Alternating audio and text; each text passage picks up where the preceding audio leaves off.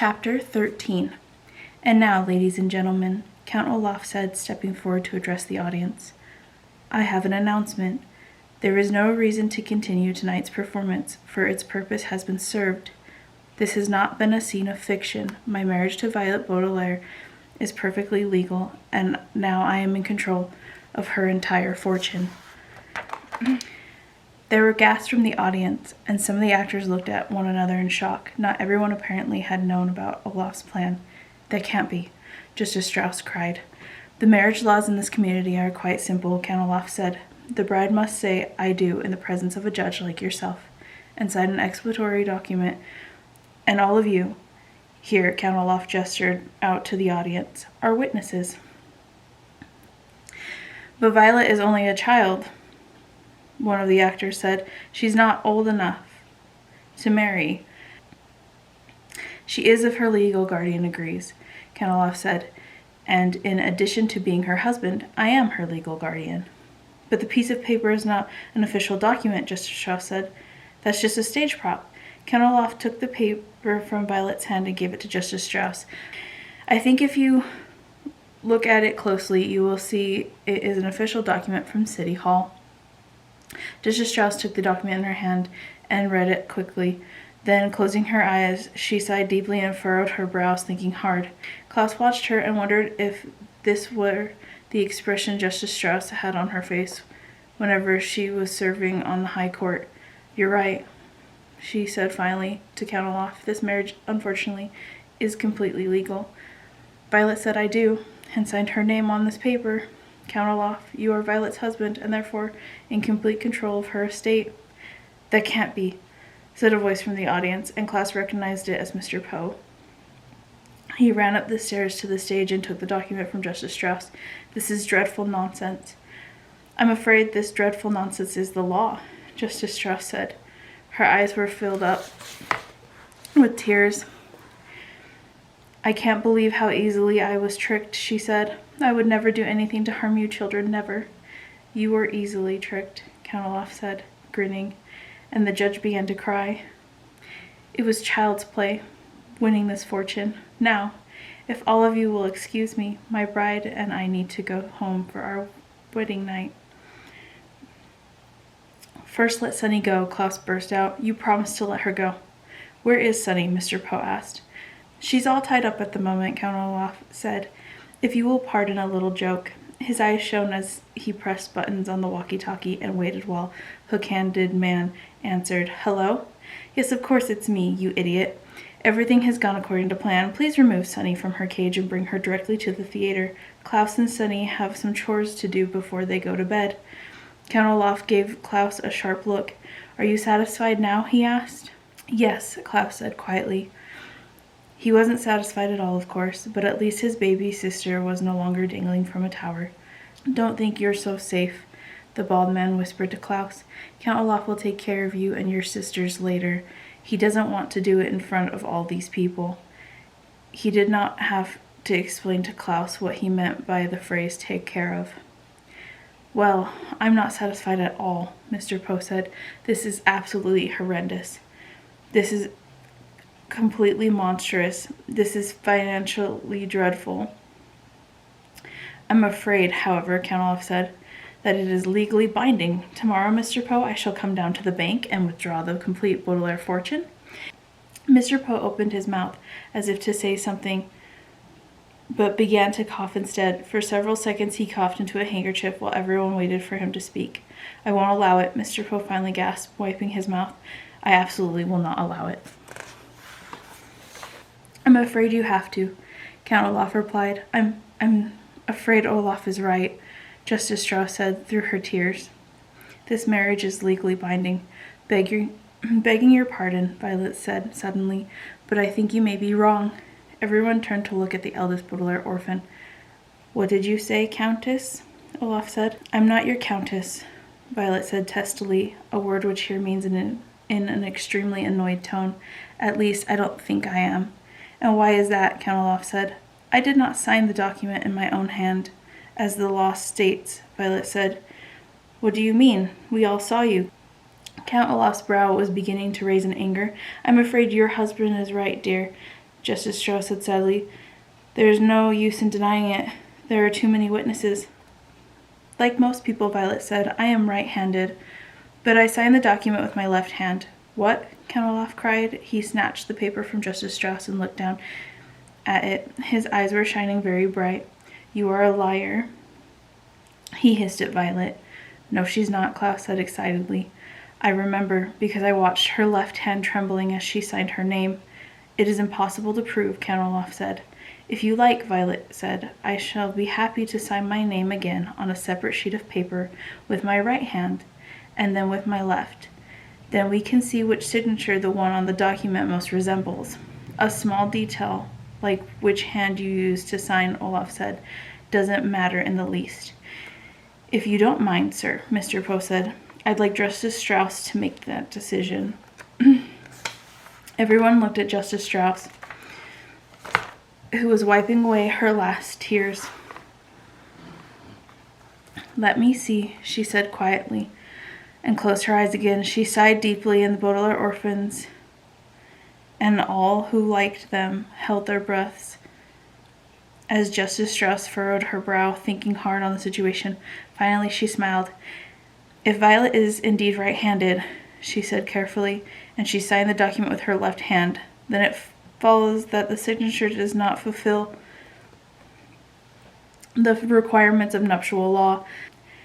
The law clearly states that the document must be signed in the bride's own hand. Therefore, we can conclude that this marriage is invalid. Violet, you are not a countess, and Count Olaf, you are not in control of the Baudelaire fortune. Hooray, cried a voice from the audience, and several people applauded. Unless you are a lawyer, it will probably strike you as odd that Count Olaf's plan was defeated by Violet signing with her left hand instead of her right, but the law is an odd thing. For instance, one country in Europe has a law that requires all its bankers to sell bread at the exact same price. A certain island has a law that forbids anyone from removing its fruit, and a town not too far from where you live has a law that bars me from coming within 5 miles of its border. Had Violet signed the marriage contract with her right hand, the law would have made her a miserable countess. But because she signed it with her left, she remained, to her relief, a miserable orphan. What good news to Violet and her siblings, of course, was bad news to Count Olaf. Nevertheless, he gave everyone a grim smile. In that case, he said to Violet, pushing the button on the walkie-talkie, you will either marry me again, and correctly this time, or I will. Nipu, Sunny's unmistakable voice rang out over Count Olaf's as she trotted on stage towards her siblings. The hook-handed man followed behind her, his walkie-talkie buzzing and cracking. Count Olaf was too late. Sunny, you're safe, Klaus cried and embraced her. Violet rushed over, and the two older Baudelaires fussed over the youngest one. Somebody bring her something to eat, Violet said. She must be very hungry after hanging in the tower window all that time. Cake, Sunny shrieked. Arg, Count Olaf roared. He began to pace back and forth like an animal in a cage, pausing only to point his finger at Violet. You may not be my wife, he said, but you are still my daughter, and... Do you honestly think, Mr. Poe said in an aspirated voice, that I will allow you to continue to care for these children after the treachery I have seen here tonight? The orphans are mine, Count Olaf insisted, and with me they shall stay. There is nothing illegal about trying to marry someone, but there is something illegal about dangling an infant out of a tower window, Justice Strauss said indignantly. You, Count Olaf, will go to jail, and the 3 children will live with me. Arrest him, a voice said from the audience, and the other people took up the cry. Send him to jail. He's an evil man, and give us our money back. It was a lousy play. Mr. Poe took Count Olaf's arm, and after a brief interruption of coughs, announced in a harsh voice, I hereby arrest you in the name of law. Oh, Justice Strauss, Violet cried. Did you really mean what you said? Can we really live with you? Of course I mean it, Justice Strauss said. I am very fond of you, children, and I feel responsible for your welfare. Can we use your library every day? Klaus asked. Can we work in the garden? Violet asked. Cake, Sunny shrieked again, and everyone laughed. At this point in the story, I feel obligated to interrupt and give you one last warning. As I said at the very beginning, the book you are holding in your hands does not have a happy ending. It may appear now that Count Olaf will go to jail, and that the 3 Baudelaire youngsters will live happily ever after with Justice Strauss, but it is not so. If you like, you may shut the book this instant and not read the unhappy ending that is to follow. You may spend the rest of your life believing that the Baudelaires triumphed over Count Olaf and lived the rest of their lives in the house in the library of Justice Strauss, but that is not how the story goes.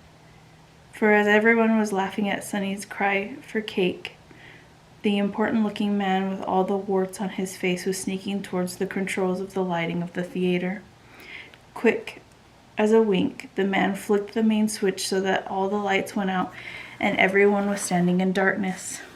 Instantly, pandemonium ensued as everyone ran this way and that, shouting at one another, actors tripping over members of the audience tripping over theatrical props. Mr. Poe grabbed his wife, thinking it was Count Olaf. Klaus grabbed Sunny and held her up as high as he could so she wouldn't get hurt. But Violet knew at once what had happened and made her way carefully to where she remembered the lights had been. When the play was being performed, Violet had watched the light controls carefully, making mental notes in case these devices came in handy for an invention. She was certain if she could find the switch, she could turn it back on. Her arms stretched in front of her as if she were blind, Violet made her way across the stage, stepping carefully around pieces of furniture and startled actors. In the darkness, Violet looked like a ghost, her white wedding gown moving slowly across the stage. Then, just as she had reached the switch, Violet felt a hand on her shoulder. A figure leaned in to whisper into her ear. "I'll get my hands on your fortune if it's the last thing I do," the voice hissed. "And when I have it, I'll kill you and your siblings with my own 2 hands." Violet gave a little cry of terror but flicked the switch on. The entire theater was flooded with light. Everyone blinked and looked around. Mr. Poe let go of his wife. Klaus put Sunny down, but nobody was touching Violet's shoulder. Count Olaf was gone. "Where did he go?" Mr. Poe shouted. "Where did they all go?" The Baudelaire youngsters looked around and saw that not only had Count Olaf vanished, but his accomplices, the wart-faced man, the hook-handed man, the bald man with the long nose, the enormous person who looked like neither a man nor a woman, and the 2 white-faced women had vanished all along with him. "They must have run outside," Klaus said, while it was still dark. Mr. Poe led the way outside, and Justice Strauss and the children followed. Way down the block, they could see a long black car driving away into the night. Maybe it contained Count Olaf and his associates. Maybe it didn't. But in any case, it turned a corner and disappeared into the dark city as the children watched without a word. "Blast it," Mr. Poe said. "They're gone. But don't worry, children. We'll catch them. I'm going to call the police immediately." Violet, Klaus, and Sunny looked at one another and knew that it wasn't as simple as Mr. Poe said. Count Olaf would take care to stay out of sight as he planned his next move. He was far too clever to be captured by the likes of Mr. Poe. "Well, let's go home, children," Justice Strauss said. "We can worry about this in the morning when I've fixed you a good breakfast." Mr. Poe coughed. "Wait a minute," he said.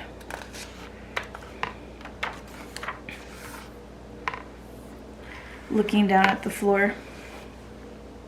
"I'm sorry to tell you this, children, but I cannot allow you to be raised by someone who is not a relative."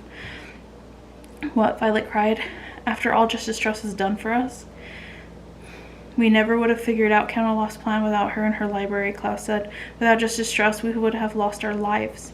"That may be so," Mr. Poe said, "and I thank Justice Strauss for her generosity. But your parents' will is very specific. You must be adopted by a relative. Tonight you will stay with me in my home, and tomorrow I shall go to the bank and figure out what to do with you. I'm sorry, but that is the way it is." The children looked at Justice Strauss, who sighed heavily and hugged each of the Baudelaire youngsters in turn. "Mr. Poe is right," she said sadly. "He must respect your parents' wishes. Don't you want to do what your parents wanted, children?" Violet, Klaus, and Sunny pictured their loving parents and wished more than ever that the fire had not occurred. Never, never had they felt so alone. They wanted very badly to live with this kind and generous woman, but they knew that it simply could not be done. I guess you're right, Justice Strauss, Violet said finally. We will miss you very much. And I will miss you too, she said, and her eyes filled with tears once more. Then they each gave Justice Strauss one last embrace and followed Mr. and Mrs. Poe to the car. The Baudelaire orphans piled into the back seat and peered out the back window at Justice Strauss, who was crying and waving to them. Ahead of them was the darkened streets, where Candleloff had escaped to plan more treachery. Behind them was the kind judge, who had taken such an interest in the three children. To Violet, Klaus, and Sunny, it seemed that Mr. Poe and the law had made the incorrect decision to take them away from the possibility of a happy life with Justice Strauss and toward the unknown fate with some unknown relative. They didn't understand, but like so many unfortunate events in life, just because you don't understand, it doesn't mean it isn't so.